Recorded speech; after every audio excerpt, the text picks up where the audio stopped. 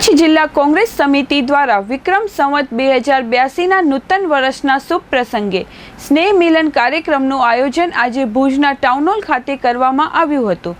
સવારે 10:30 કલાકે શરૂ થયેલા આ કાર્યક્રમમાં જિલ્લામાંથી કોંગ્રેસ પક્ષના આગેવાનો, માજી ધારાસભ્યો, માજી સાંસદો, તાલુકા શહેર સંગઠનોના પ્રમુખો, પાંખ સેલના હોદ્દેદારો, કાર્યકરો અને સમર્થકો મોટી સંખ્યામાં ઉપસ્થિત રહ્યા હતા।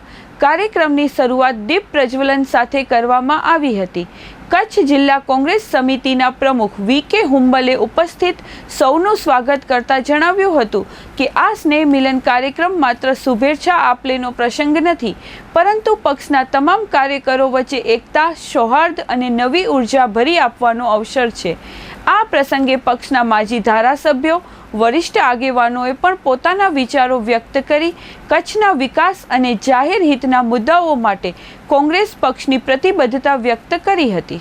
સૌપ્રથમ તો વર્ષ 2082ના નૂતન વર્ષ પર્વ નિમિત્તે આપ સૌ પત્રકાર મિત્રોને નવા વર્ષની શુભેચ્છાઓ અને કચ્છ જિલ્લા કોંગ્રેસ પરિવારનું અમે સ્નેહ મિલનનું આયોજન આજ ભુજ મધ્યે કરવામાં આવ્યું હતું, જેમાં શુભેચ્છાઓની આપલે કરવામાં આવી।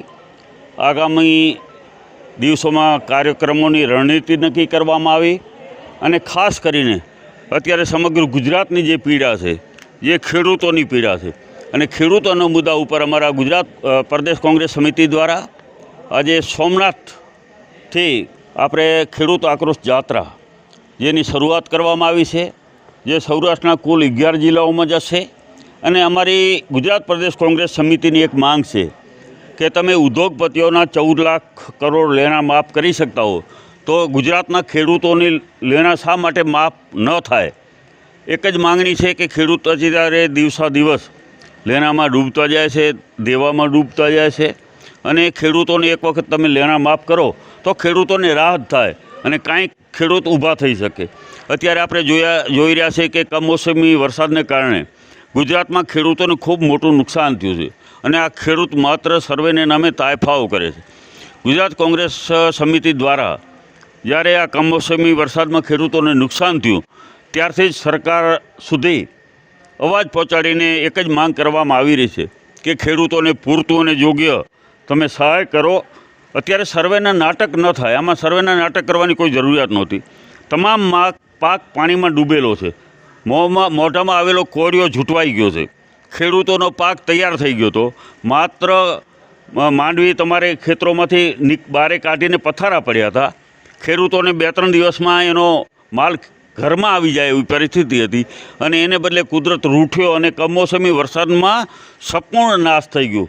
ત્યારે કોંગ્રેસની એક માંગ છે કે સંપૂર્ણ લેણા માફ કરવામાં આવે। બીજી માંગ એ છે કે માત્ર 2 હેક્ટરની મર્યાદામાં નહીં, ખરેખર ખેડૂતોને જે પણ નુકસાન થયું છે એ નુકસાનના પ્રમાણમાં એમને સહાય આપવી જોઈએ સરકારે, કારણ કે સરકાર ઉદ્યોગપતિઓના જો લેણા માફ કરી શકતા હોય, એને કંઈક સવલતો આપી શકતી હોય તો ખેડૂતોને શા માટે ના આપે।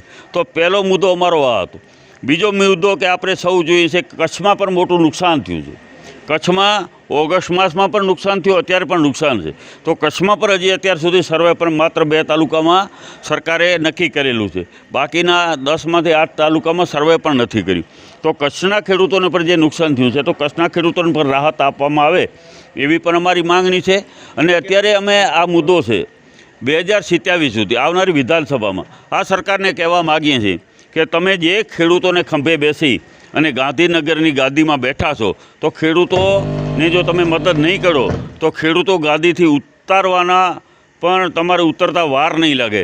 તો અમારી એક માંગ છે, ખેડૂતોના દેવા કરો માફ, નહીંતર 2027માં ભાજપ થશે સાફ। આ અમારો મુદ્દો, આ અમારો નારો લઈ અને અમે ખેડૂતોની પાસે જવાના છીએ, ખેડૂતોની વચ્ચે જવાના છીએ અને ખેડૂતો વતીથી જે પણ લડાઈ લડવાની થશે એ કોંગ્રેસ લડશે। તો ખાસ કરીને એક મુદ્દો અમારો આ હતો। બીજો મુદ્દો અત્યારે સંગઠન અમારે આવનારા દિવસોમાં દરેક જિલ્લા પંચાયતની બેઠક દીઠ પણ અમારે બધા કાર્યક્રમો કરવાના છે, તાલુકા પંચાયતની બેઠક દીઠ કાર્યક્રમો કરવાના છે। સંગઠનને વધારેમાં વધારે કાર્યક્ષમ બનાવી બૂથ લેવલ સુધી, ગ્રાસરૂટ સુધી જઈ અને આવનારી સ્થાનિક સ્વરાજની સંસ્થાઓની જ્યારે ચૂંટણીઓ આવી રહી છે ત્યારે મને તો એવું લાગે છે કે આ સરકાર અત્યારે ડરી ગઈ છે, ખેડૂતોથી ડરી ગઈ છે અને કદાચ ચૂંટણીઓ પાછી પર ઠેલી નાખે। પરંતુ અમારે આ તૈયારીના ભાગરૂપે છેક છેવાડાના વિસ્તાર સુધી જઈ કોંગ્રેસને મજબૂત કરી અને આવનારી સ્થાનિક સ્વરાજની ચૂંટણીઓ તાલુકા પંચાયત હોય, જિલ્લા પંચાયત હોય કે નગરપાલિકાઓમાં હોય, એમાં સત્તા કોંગ્રેસ મેળવશે. એ રીતે અમે બધે આજે સંઘ કાર્યકરોને આહવાન કર્યું છે, હોદ્દેદારોને પણ સૂચનાઓ આપી છે. બધા સાથે મળી અને ભાજપના મૂળિયા આપણે ઉખેડી નાખવાના છે.